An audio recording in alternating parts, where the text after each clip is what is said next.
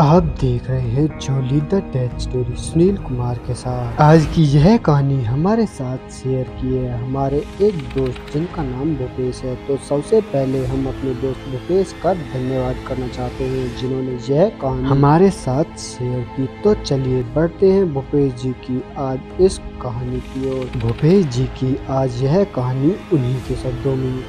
जब हम गोदाम से ट्रक लेकर निकले तो तब तक हल्की हल्की बारिश होना शुरू हो गई थी और इसी तरह कुछ देर बाद वह हल्की बूंदाबांदी एक बहुत ही ज्यादा जोर की बारिश में बदल गई। लेकिन हमारे उस्ताद जी जिनका नाम दामोदर जी है, इतनी तेज बारिश होने के कारण भी ट्रक की स्पीड को बिल्कुल भी कम नहीं किया और वह लगातार ट्रक की स्पीड को बढ़ाई जा रहे थे। अभी तक हमारा ट्रक लगभग 70 से 80 की स्पीड पे उस सुनसान हाईवे पर हवा को चीरता हुआ आगे की तरफ बढ़ रहा था। जब हम कुछ घंटों बाद नेशनल हाईवे 99 पर अभी बस पहुंचे ही थे कि तभी मेरे उस्ताद मुझसे ट्रक एक साइड में लगाकर कहने लगे, यार भूपेश, अब मैं बहुत ज्यादा थक चुका हूँ और अब ट्रक को तू चला, आगे का रास्ता तू ही तय कर। दामोदर जी के इतने कहने पर ही मैंने स्टीयरिंग व्हील अपने हाथों में संभाल ली। लेकिन अभी भी बारिश उसी तरह फर्राटेदार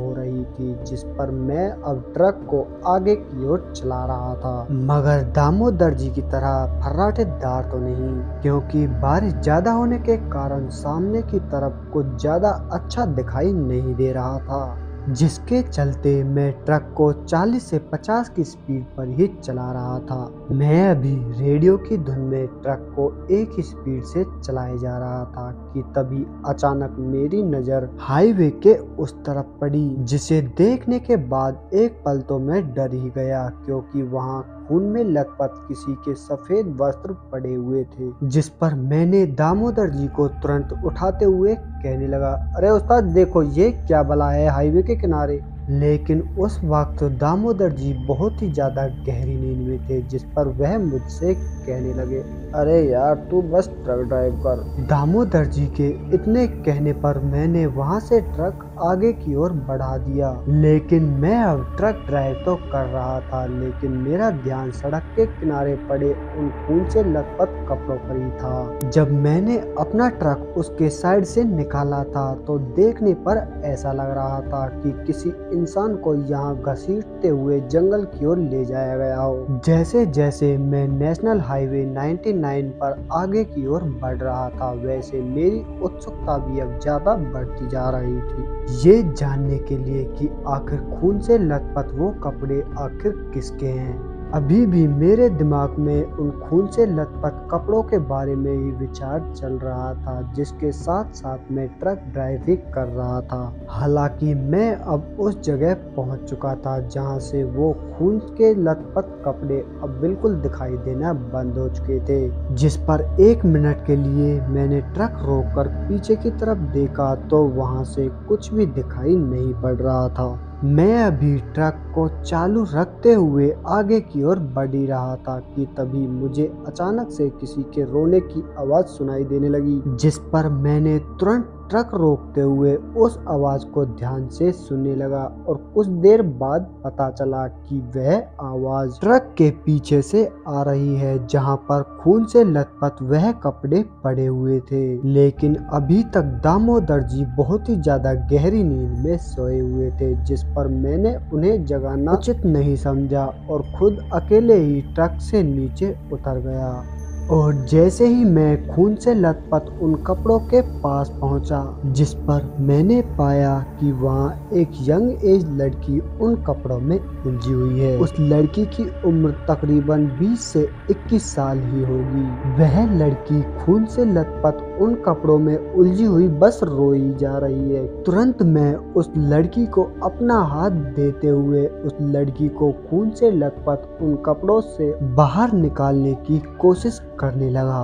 मैं अभी उस लड़की को उन खून से लथपथ कपड़ों से बाहर ही निकाल रहा था कि तभी मैंने नोटिस किया कि जो ब्लड सड़क पर बुरी तरह से फैला हुआ था और उस लड़की के कपड़ों में लगा हुआ था, वह कहीं और से नहीं बल्कि उस लड़की के पीठ पीछे से ही निकल रहा था। वह ब्लड इतनी तेजी से निकल रहा था कि रुकने का नाम ही नहीं ले रहा। अब तक मेरे जूते भी पूरी तरह से खून में लथपथ हो चुके थे, लेकिन हैरान कर देने वाली बात तो यह थी, उस लड़की के खून का रंग लाल होने की बजाय काला था। जहां पर मैं उस लड़की के इस तरह पीछे से निकलते उस खून को देखकर परेशान था, वहीं दूसरी तरफ वह लड़की बड़ी बेरहमी से मुझे उन कपड़ों से सुलझा कर बाहर निकालने को बार बार कह रही थी, जिस पर मैं अभी उस लड़की से लिपटे हुए उस कपड़े के एक हिस्से को अलग करने का सोच ही रहा था कि तभी मेरे उस्ताद दामोदर जी उस ट्रक की खिड़की से झांकते हुए मुझे बोले कि अरे भूपेश, भाग वहां से। उनका चेहरा इतना डरावना लग रहा था जैसे उन्होंने किसी का भूत देख लिया हो, लेकिन तुरंत मैंने इस बात पर ज्यादा ना सोचा और वहां से तुरंत भागकर ट्रक में आकर बैठ गया। मैं अभी ट्रक के अंदर आकर बैठा ही था कि तभी दामोदर जी ने ट्रक की खिड़कियों को पूरी तरह से लॉक कर दिया और वह बहुत ही ज्यादा घबरा रहे थे और तुरंत उन्होंने वहां से ट्रक को निकाल लिया, लेकिन इस बार वह ट्रक को पहले से भी बहुत ही ज्यादा स्पीड में भगा रहे थे, मानो उनके पीछे कोई भूत लगा हो।